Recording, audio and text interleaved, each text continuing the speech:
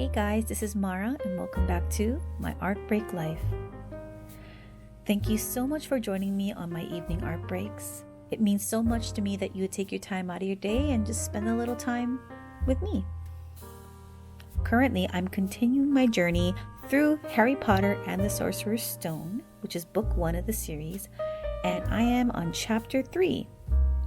Chapter 3 is when Harry gets the letters from Hogwarts and Mr. Dursley, or Uncle Vernon, is trying his hardest to not let Harry see the letters. And the image I chose as my reference piece is one where he is so flustered because it's a Sunday and he's so happy that there's no post on Sundays. But little does he know, Hogwarts and the Wizarding World does not follow Muggle rules, or the Muggle way of life.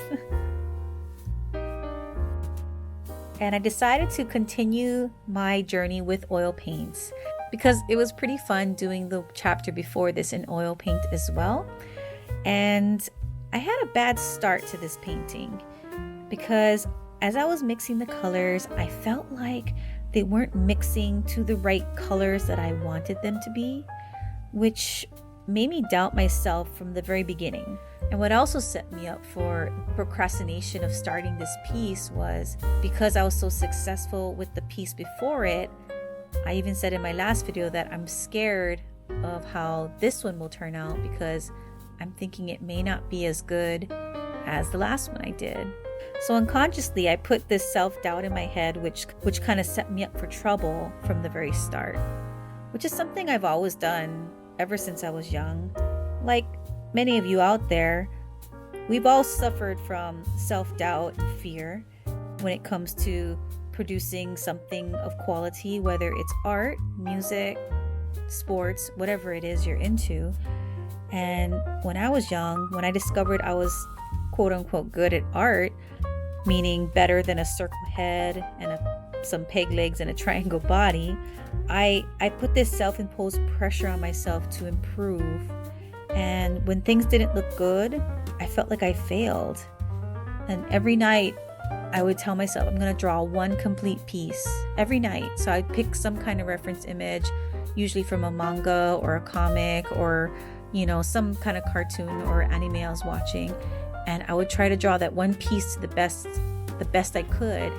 And if I failed or it didn't look how it was supposed to look to the T or how I wanted it to look, I felt like I just wasted my time, my energy, my supplies. It was a little toxic. Therefore, I always took the safe route and kind of drew and did the same things that I felt comfortable I was good at. And I never took risks. And I always tried to do things that people, be it my friends or family, would respond favorably to. So I would feel good about myself.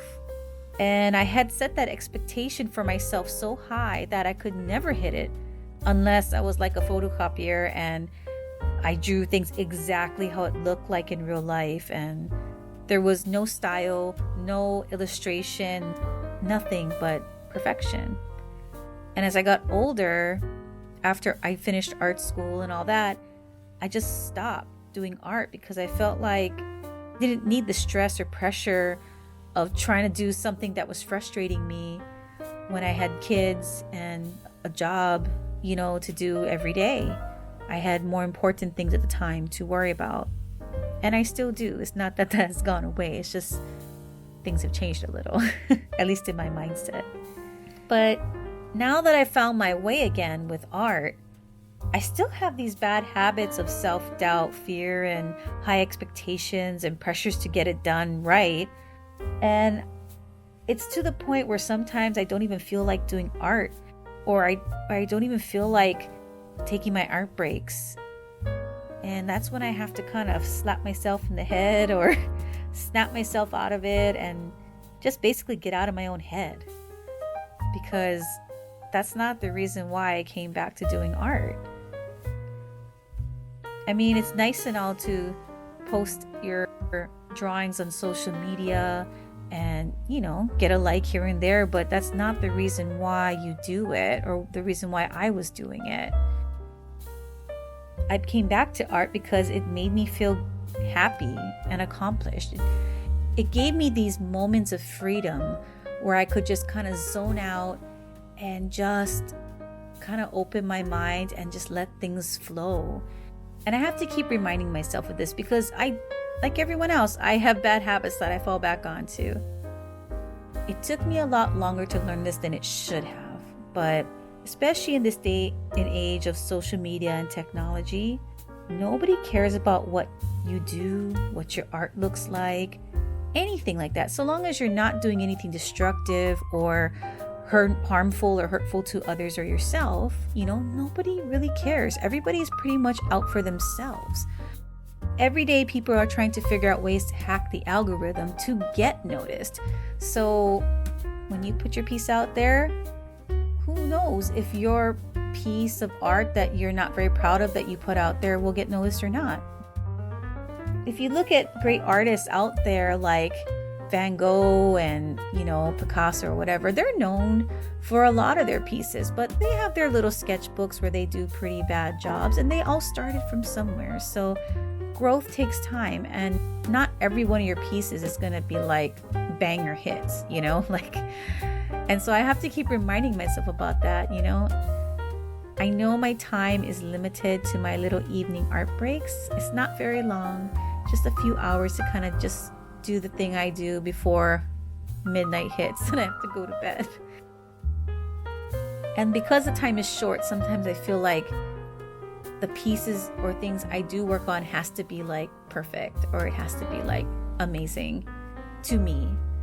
Otherwise I just wasted my time. But there's gonna be some bad ones in the mix, and I feel this painting of Uncle Vernon was just okay. It wasn't what I thought it would be or how I expected it to come out, and partially it was my fault for not taking the proper steps to ensuring my success at this. Some of the things I do to avoid these types of situations is, number one, get rid of that negative self-talk, because I have a really bad habit of talking down to myself a lot in my head, and that's really bad, and I have to cut that out. So that's the first thing I have to do. I'm not saying that, to be overly confident, but confidence is key when doing anything. So I have to cut that negative self-talk out. And secondly, I need to cut out all distractions. Sometimes when I work, I have to work in silence. It's kind of weird because a lot of people will listen to music or watch movies or listen to movies while they're doing things. And that's not to say I don't do that. It's just most of the time I find myself sitting in silence. And my husband thinks it's weird because he's the kind of guy who it's all about movies and TikTok and like that. I'm surprised he's even into TikTok, but more than me. But because I'm so bombarded with noise, children screaming, fighting, TVs blaring all day, YouTube going off in the background, text messages going off, alerts all day long. It's almost like silence is my haven where I can just sit there and just kind of unwind and relax. And there are moments when if I'm getting into an art piece, like this Harry Potter series, I'll watch Harry Potter because it kind of gets me in the mood to think about Harry Potter. But for a lot of other pieces I do where there's no movie or theme to it, I just paint or draw or research and do things in silence. And when I'm not in the mood, I have to recognize that you're not in the mood. So do something else. And fortunately for this painting, I was in the mood to paint. Sometimes I get into those modes where I just don't feel like it. And so I have to not force myself not to do anything and do something different, because then no matter what I do that day, it won't be as good as I wanted it to be. And then again, I'll feel like I wasted my time. So thirdly, I need to research good references. Of all the artists that I've watched on YouTube, one of their things they talk about is having a good, solid reference. And not just one, many references, because sometimes when you're looking at a certain angle of a picture, you can't see exactly what an object looks like in the picture. So you get different references so you can get kind of different angles and views of what you're trying to draw.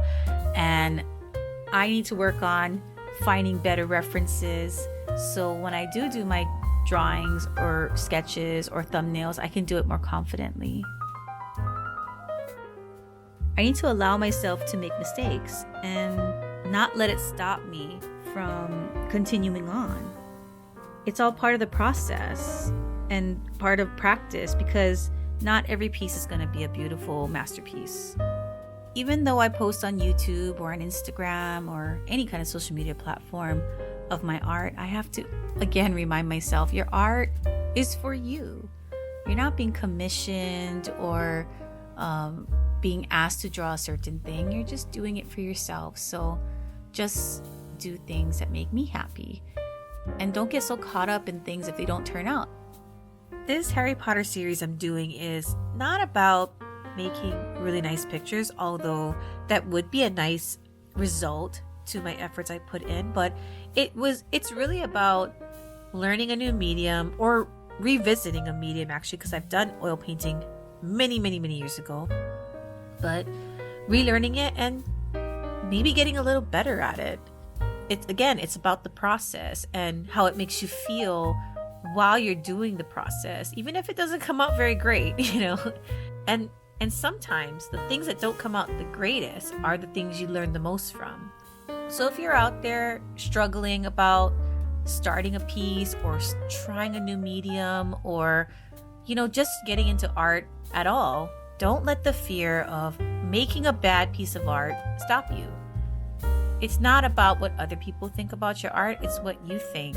And yeah, maybe you don't like the art piece you made, but again, it's about the process and learning, because art is a skill that is learned, and the more you practice, the better you'll get. Everybody has their own style. Not everyone's gonna draw everything realistically, and that was a hard lesson I learned a while back, because I was all about realism. If it wasn't realistic looking, it wasn't good enough. But I'm kind of moving away from that and kind of letting myself be a little looser about certain things, and just drawing and just letting go. There was a YouTube video I watched, and I don't remember who it was or who said it or what the video was about, but the one thing that stuck out to me in that video was that it's not about drawing it realistically, it's about tricking the eye to see it the way you want it to be seen. And I thought that was really profound. It's not about getting every shadow and every line correct, it's about tricking the eye. So after that gave me a mind shift to not be so tight with things, and to kind of just figure out different ways to do things without having to be so photorealistic. I hope this encourages you or anyone out there that has fears about making bad art or drawing to just do it, Just make the art. Nobody has to see it. Your sketchbook is like a diary, or anything you do in your office. If you don't show it to the world, no one's going to see it. So it's just for you. Nobody's going to go there and look over your shoulder and see what you're doing, if you're in your own home. Anyway, I hope you enjoyed this video of me painting Vernon Dursley from Harry Potter Chapter 3. And I hope you think it's really good. I, on the other hand, think there's room for improvement. And that's okay, because learning from my mistakes will hopefully make the next one better. And trying to get that negative self-talk out of my head, trying to be positive, it would really help me more than anything else. And with that said, thank you so much for joining me on my evening art break. If you like this video, please give it a thumbs up. And with that said, this art break is done. Bye guys!